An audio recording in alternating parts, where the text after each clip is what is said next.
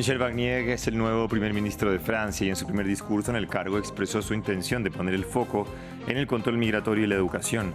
Desde el Palacio de Matignon, el saliente primer ministro Gabriel Attal le entregó el mando a Barnier. Guatemala recibe 135 presos políticos nicaragüenses detenidos durante el gobierno de Daniel Ortega. La liberación se efectuó después de meses de negociaciones entre Estados Unidos y Nicaragua y se espera que pronto se mude legalmente a Estados Unidos u otros países. Tenemos reporte desde Guatemala. El secretario de Estado de Estados Unidos, Antony Blinken, está en Haití, donde se reunió con el primer ministro Gary Conille y espera ver al Consejo Electoral para organizar las elecciones en el país caribeño el próximo año. Revisamos hasta ahora en France 24 las noticias más importantes del mundo. Gracias por su sintonía. Comenzamos con Francia, porque Michel Barnier ya es el primer ministro en funciones luego de que Gabriel Attal le traspasara el poder en la residencia y sede oficial de Matignon. En su último discurso, Attal le pidió a Barnier que siguiera haciendo de la escuela de la República una prioridad absoluta. El nuevo primer ministro advirtió que en esta nueva etapa habrían cambios y rupturas y respetará a todos los partidos políticos. Desde París, nuestra periodista Erika Olavarría profundizó en este tema. En un emotivo discurso en que puso en el centro al pueblo francés, un pueblo resiliente y apegado a los valores democráticos, Gabriel Attal, el primer ministro más joven de la Quinta República Francesa, entregó el cargo hoy aquí en el Palacio de Matignon a Michel Barnier, el primer ministro más anciano de la Quinta República Francesa, con 73 años, nombrado hoy por el presidente Emmanuel Macron, después de casi 2 meses sin jefe de gobierno en Francia. Gabriel Attal agradeció a los funcionarios de este ministerio, pero sobre todo a los franceses que conoció en su corto gobierno de 8 meses en el terreno. Sobre todo recordó a los agricultores y la crisis en Nueva Caledonia, donde fallecieron varios gendarmes. Al final dijo recordar un valor que le transmitió su padre, el de la rectitud, que ha necesitado mucho, dijo, en este último tiempo donde ha pasado pruebas muy importantes. Luego fue Michel Barnier el que tomó el micrófono. Él dijo que llegaba con mucha energía olímpica, dijo, quien organizó los Juegos de Albertville hace algunos años en Francia. Dijo que llegaba también con determinación para trabajar en el control de la inmigración, en la seguridad y en aumentar el nivel de vida de los franceses. Dijo también que de un primer ministro se espera que diga la verdad y entonces mencionó la gran crisis de la deuda que hay en Francia, la crisis ecológica y la necesidad de que Francia tenga un lugar importante en el escenario internacional, sobre todo en el seno de la Unión Europea. Pero dijo también que su gobierno va a ser el de la escucha y recordó que su madre le había transmitido el valor de no ser sectario. Indirectamente entendemos que se refiere a que su gobierno abrirá ese arco republicano que tenía hasta ahora Emmanuel Macron y que incorporará en ese diálogo a la Francia insumisa y al partido de extrema derecha Reagrupación Nacional. Mañana dará su primera entrevista de televisión donde suponemos se explayará más sobre este programa de gobierno y se reunirá también con la presidenta de la Asamblea Nacional y pronto con el presidente del Senado. El nombramiento de Michel Barnier ha desatado la indignación del nuevo Frente Popular, la fuerza con mayor representación en la Asamblea Nacional. La Alianza de Izquierdas denuncia que Macron haya elegido un candidato conservador y buscado el beneplácito de la extrema derecha después de la movilización de los franceses para impedir un gobierno de extrema derecha. Tras más de 50 días de bloqueo y de rechazo a los candidatos propuestos por la izquierda, Macron nombró a Michel Barnier como primer ministro. Un político conservador que no fue candidato en las últimas elecciones legislativas y que pertenece a la fuerza menos representada en la Asamblea Nacional, los republicanos. Sin embargo, va a contar con el apoyo del macronismo y la extrema derecha no lo rechaza de entrada. Juzgaremos sobre la base de la evidencia su discurso de política general, sus decisiones presupuestarias y sus acciones. Pediremos que se atiendan finalmente las grandes emergencias de los franceses, el poder adquisitivo, la seguridad y la inmigración. Y nos reservamos cualquier forma de respuesta política si este no es el caso en las próximas semanas. En junio, Macron llamó a los franceses a las urnas de forma anticipada, pidiendo una clarificación después de la victoria de la extrema derecha en los comicios europeos.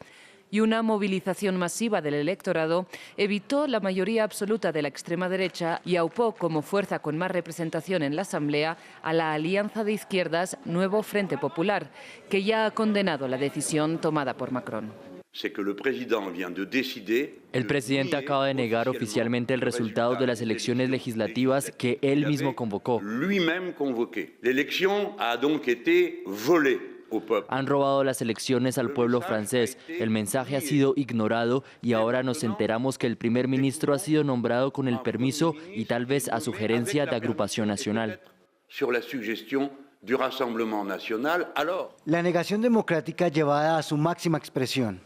¿De quién se burlan? Todo eso por esto. El presidente opta así por un gobierno aceptado por la extrema derecha, antes que por un gabinete de izquierdas que derogue sus reformas faro, como la de las pensiones, a pesar de haber pedido la ayuda de la izquierda en campaña para evitar la anunciada victoria de Le Pen. Continuamos en Alemania, donde se reportó un tiroteo en Baviera, en una zona cercana al consulado de Israel. El autor de los hechos, que fue identificado como un joven austriaco de 18 años, murió después de ser abatido por la policía alemana. Hasta ahora no se han reportado heridos y se maneja la teoría de que el sospechoso haya tenido como objetivo llegar al consulado. Pero una cosa está clara, hay serias sospechas porque hoy es también el día de la conmemoración, el aniversario del intento de asesinato en los Juegos Olímpicos de 1972. Puede tener una conexión, todavía hay que aclararlo, pero una cosa tenemos clara, las instituciones judías gozan de una protección especial en Baviera, un alto nivel de seguridad. Hoy se ha demostrado que esto ha funcionado, por eso volvemos a hacer una promesa de protección para los ciudadanos judíos, para las instituciones judías, las instituciones de Israel, de que lucharemos, detendremos y después eliminaremos cualquier ataque con firmeza. En la Cisjordania ocupada, otro ataque de Israel causó la muerte de al menos 6 personas. La ofensiva estuvo centrada en la ciudad de Tubas, donde, según las fuerzas israelíes, militantes palestinos amenazaban a sus soldados. Al tiempo, se reportó un nuevo bombardeo en la ciudad de Jenin, donde el ejército de Israel continúa su importante operación en la zona en uno de los mayores ataques en el territorio ocupado por Israel en meses. Bien, seguimos avanzando y continuamos en Israel porque un grupo de manifestantes salieron a las calles de Tel Aviv como parte de una gran manifestación que se desarrolla en la ciudad. La protesta exige al gobierno de Benjamin Netanyahu un acuerdo inmediato con Hamas para lograr la liberación de los rehenes. La muerte de los 6 cautivos hace una semana, después de casi 11 meses de cautiverio, desencadenó una ola de protestas que se ha mantenido hasta el día de hoy. Y ahora sí, cambiamos de tema. China y más de 50 países africanos asistieron al segundo día de cumbre entre ambas regiones. Se trata de la más grande de este tipo desde la pandemia. Beijing anunció que enviará $50.000 millones al continente y hubo llamados a la inversión en energías sostenibles. Veamos más en el informe de Manuel Acano. Una promesa de $50.000 millones. El presidente de China, Xi Jinping, se comprometió a dar ese monto a África durante los próximos 3 años, en el marco del segundo día de cumbre entre Beijing y 50 países de ese continente. Un encuentro que busca impulsar la cooperación en sectores como la infraestructura, la agricultura, la minería y el comercio. Debemos impulsar conjuntamente una modernización justa y equitativa. Al promover la modernización, no solo debemos seguir las reglas generales, sino también actuar a la luz de nuestras realidades nacionales.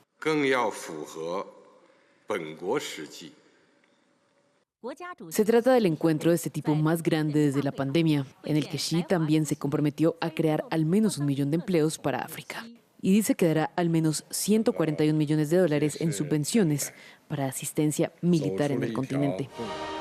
Por su lado, el secretario general de la ONU, Antonio Guterres, que también asistió al evento, recalcó que los fondos deben ser usados para que los países africanos puedan proteger a sus poblaciones de los efectos de la crisis climática. Una que, aunque ha sido exacerbada por las potencias del norte, afecta con mayor dureza al sur global. Muchos países africanos están sumidos en la deuda y tienen dificultades para invertir en el desarrollo sostenible. China viene aumentando recientemente su influencia en África, en un momento en que los países occidentales fijan su atención en otros conflictos en curso, como en Europa y en Medio Oriente. En la actualidad, Beijing es el mayor socio comercial de África. Casi una cuarta parte de las exportaciones del continente van hacia el gigante asiático. La deportista de Uganda, Rebecca Cheptegei, quien residía en Kenia, fue asesinada por su exnovio. El caso de feminicidio de Cheptegei es el segundo de una atleta olímpica en Kenia. La atleta olímpica Rebecca Cheptegei se convirtió en víctima de feminicidio. La noticia la informó el equipo médico del hospital en Kenia, donde luchaba desde el domingo contra graves quemaduras. Es mi triste deber informarles sobre el fallecimiento de Rebecca Cheptegei, quien ingresó en nuestra unidad luego de las graves quemaduras que sufrió. La ugandesa Cheptegei, de 33 años y que compitió en los recientes Juegos Olímpicos de París, murió luego de que su exnovio le rociara gasolina y le prendiera fuego. Un asesinato basado en violencia de género que causó conmoción entre amigos y atletas, pero que no es algo inédito en el país africano y recuerda el caso de otra atleta olímpica asesinada en 2021. Puedo decir que aún estamos en shock y sufriendo, especialmente como atletas y por lo que está sucediendo en Kenia. Esta es la segunda vez que una atleta es atacada. Recordemos el caso de Agnes Tirop y ahora Rebecca. No estamos contentos. Los ataques a las mujeres se han convertido en una preocupación importante en Kenia. En 2023 se registraron oficialmente 152 feminicidios, pero Naciones Unidas identificaba 725 casos para el año 2022. El ministro de Deportes de Kenia trajo a colación el caso de Rebecca Cheptegei como un duro recordatorio de la urgente necesidad de combatir la violencia de género, que afecta cada vez más incluso a los deportes de élite. Continuamos en Guatemala. El presidente Bernardo Arévalo dijo que su país recibió a 135 presos políticos provenientes de Nicaragua que fueron detenidos por el gobierno de Daniel Ortega. Estados Unidos consiguió la liberación de los presos políticos por razones humanitarias e irán a Guatemala antes de buscar mudarse legalmente a Estados Unidos u otras naciones tras una negociación de meses entre ambos países. Andrés Suárez tiene el informe, con él vamos ahora entonces para que nos cuente qué está pasando en Guatemala. Guatemala mantuvo en reserva desde la semana pasada las gestiones con Estados Unidos para la liberación de estos 135 considerados presos políticos en Nicaragua. Así lo dio a conocer el canciller Carlos Martínez, liberados que en su mayoría son nicaragüenses, contando también 13 estadounidenses, entre ellos 2 menores de edad. A partir de su arribo a Guatemala, los liberados han comenzado a recibir asistencia humanitaria de parte de ACNUR y la Organización Internacional para las Migraciones. También asistencia médica y psiquiátrica, pues se tienen identificados casos de vejámenes y torturas mientras su encarcelamiento en Nicaragua por haber expuesto en redes sociales la represión del gobierno de Daniel Ortega. Los nicaragüenses liberados estarán de paso en este país durante un tiempo indeterminado mientras regularizan su situación migratoria. La manera de lograrlo es asistiendo a la Oficina de Movilidad Segura en Ciudad de Guatemala, donde sus casos serán estudiados para ser admitidos como refugiados en Estados Unidos, entre otras vías legales. El canciller Ramírez dijo que hay una gran disposición para acelerar estos trámites con tal de que los liberados puedan viajar lo antes posible. Más temprano, el presidente Bernardo Arévalo manifestó que de esta forma Guatemala ha demostrado su firme convicción con la democracia y su rechazo rotundo ante las amenazas de regresión autoritaria en Centroamérica. Continuamos en Haití porque el secretario de Estado de Estados Unidos ya está en ese país. La visita se enmarca en los intentos de parte de Washington por consolidar la misión de seguridad respaldada por la ONU en el país caribeño que ha sido devastado por la violencia de las pandillas. Blinken se reunió con el primer ministro haitiano Gary Conille y se espera que se reúna con el Consejo de Transición antes de viajar a República Dominicana. El siguiente paso fundamental del que hablamos es establecer un consejo electoral y el presidente me dio una actualización sobre el importante trabajo que se está realizando allí y esperamos ver que eso se ponga en práctica pronto porque es el próximo paso fundamental para avanzar y organizar elecciones para el próximo año. Y el expresidente Donald Trump se declara no culpable por los nuevos cargos que enfrenta en el caso del asalto al Capitolio. El fiscal especial de la investigación, Jack Smith, presentó un acta de acusación renovada manteniendo los 4 cargos anteriores en contra de Trump. Ante esto, el ahora candidato republicano a la presidencia de Estados Unidos dio a conocer a través de sus abogados que se declara no culpable y además comunicó que se acoge a su derecho de no estar presente en la lectura de cargos. Cerramos este bloque de noticias. Sigan France 24. Ya regresamos.